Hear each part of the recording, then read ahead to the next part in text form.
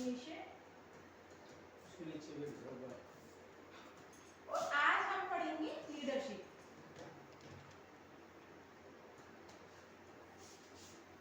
Leadership leadership का मतलब क्या होता है? लीड करना, किसी भी चीज को आगे बढ़ाना। एक गुड एम्प्लॉय कब लीड करता है?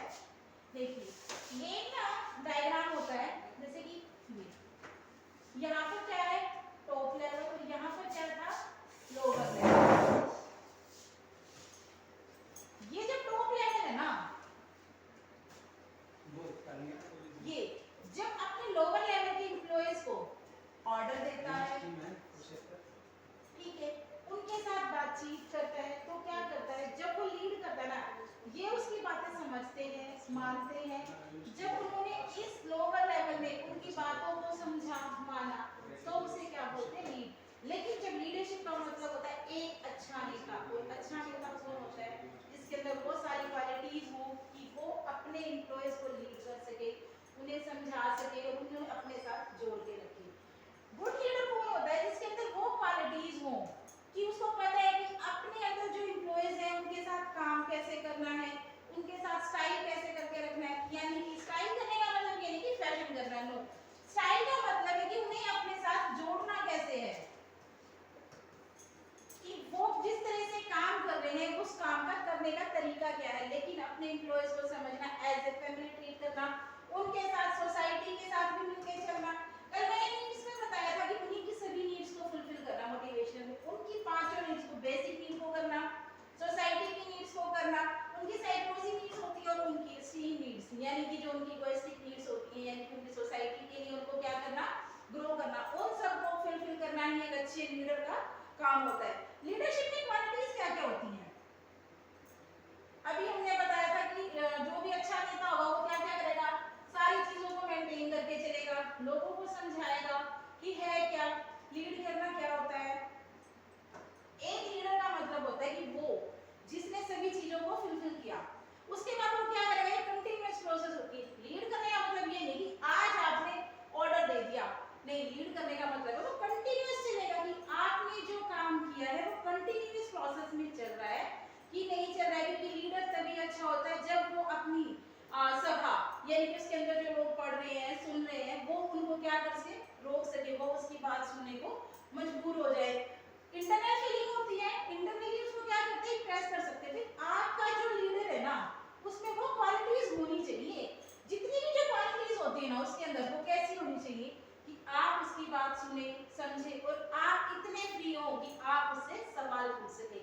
अब अगर आपका लीडर आपके लिए प्रिपेयर है, यानी कि उसने आपके सवालों के जवाब दे दिया होता है, तो यानी कि उसके अंदर क्वालिटीज हैं किसकी? अच्छे नेता की। एक अच्छा लीडर वो होता है जो सभी चीजों को मेंटेन करके चले।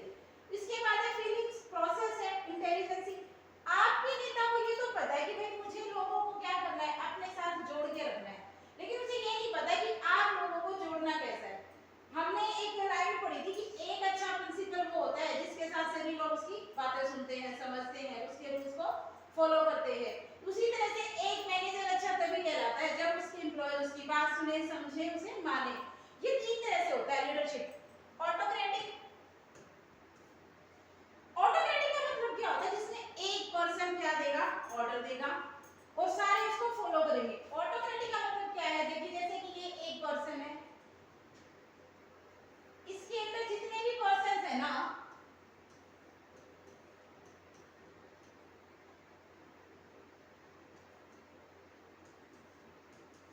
इस ए ने क्या किया? बी को ऑर्डर दिया, बी को दिया कि भाई बी ने जो काम करना है वही सी ने भी करना है, वही डी ने भी करना है, और वही ई ने भी करना है। यानी कि ये क्या है? ऑटोक्रेटिक। एक सिंगल पर्सन है, यानी कि एक मैनेजर। इसमें डिपार्टमेंट्स नहीं है। यहाँ पर सिर्फ एक एचओडी है। वो क्या करेगा? एक एचओडी सबको क्या देगा? डायरेक्शंस देगा। यानी कि उसने जितने भी डिपार्टमेंट्स है ना, ये इन डिपार्टमेंट्स के अंदर वो क्या करेगा? अपने ऑर्डर्स देगा, सभी उसको फॉलो करेंगे। यानी कि ये सेंट्रलाइज्ड होगा।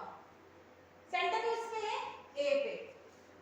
ए क्या कर रहा है? सबको बता रहा है कि काम कैसे करना है, कि आपको काम किस तरह से करना है, समझाना कैसे है। इसके अंदर क्या होगा? ये जो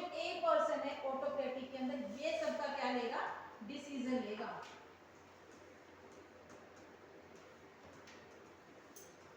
इसने क्या किया, सेंट्रलाइज प्रोसेस हो जाएगी, कंटिन्यूअस होगी, और इसके अंदर क्या होगा, आपकी जो अथॉरिटी है वो सिंगल एक पर्सन के पास होगी।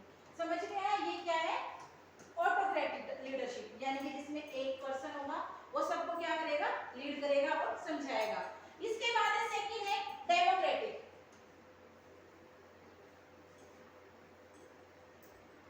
डेमोक्रेटिक में क्या होता है कि जब मान लो ये ए है, ए ने क्या किया, बी को ऑर्डर दिया, बी ने क्या किया, सी को दिया, सी ने डी को दिया, डी ने ई को बताया और ई ने वापस ए के पास आ गया।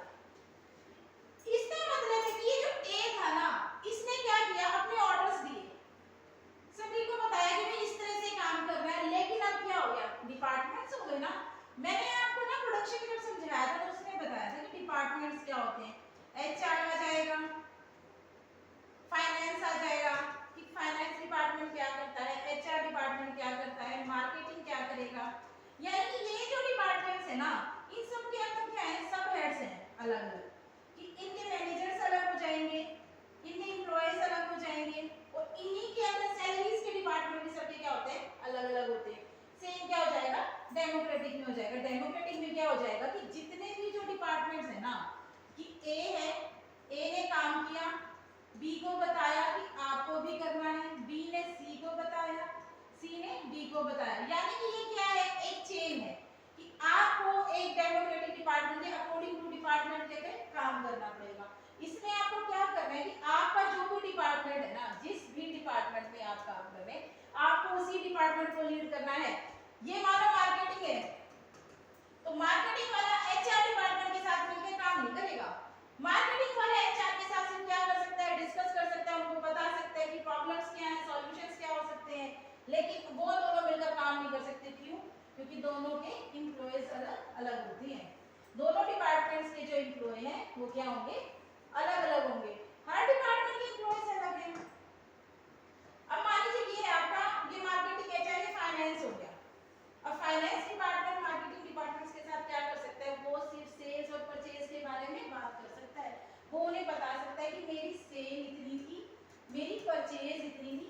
ये फ्री नहीं है डिपार्टमेंट, इसमें किसी एक का नहीं है। जैसे क्या था ऑटोक्रेटिक में, क्या था कि एक लीड कर रहा था।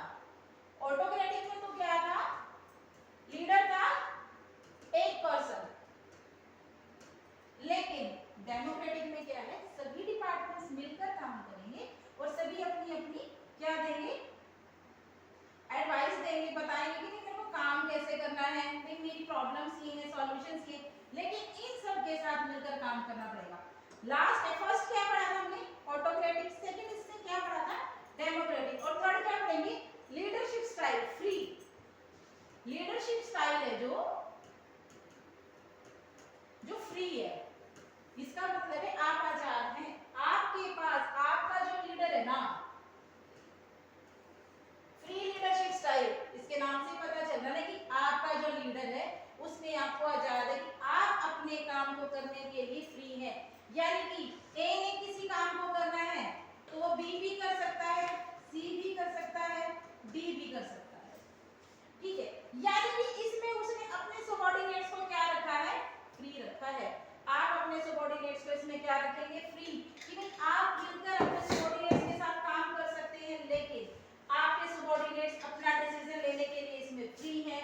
लीडरशिप स्टाइल में क्या होता है, आपके सबऑर्डिनेट्स के पास काम है लेकिन वो फ्री है, उसमें आपको ये नहीं करना कि भाई मैंने ऑर्डर देना है। नो, लीडरशिप में क्या करेंगे, लीड तो होगा, लेकिन यहाँ पर आपका लीडर ने आपको फ्री छोड़ दिया कि आप क्या करें, काम तो करें, लेकिन आपके सबऑर्डिनेट्स के पास कोई डिसीजन नहीं है कि भाई आप फ्री होकर काम करेंगे। मैंने आपको तीन चीजें समझाई हैं, ऑटोक्रेटिक, डेमोक्रेटिक, लास्ट है फ्री लीडरशिप स्टाइल। इन तीनों में आपको समझ में आया करना क्या है। आज हमने पढ़ा था लीडरशिप, इससे पहले हम पढ़ चुके हैं मोटिवेशन और लीडरशिप। तो अभी तक आपने पढ़ लिए इसके 7.3, तो मैं कल आप सबको इसके रिलेटेड केस स्टडीज को सॉल्व करके लाना है। चलिए, थैंक यू स्टूडेंट्स।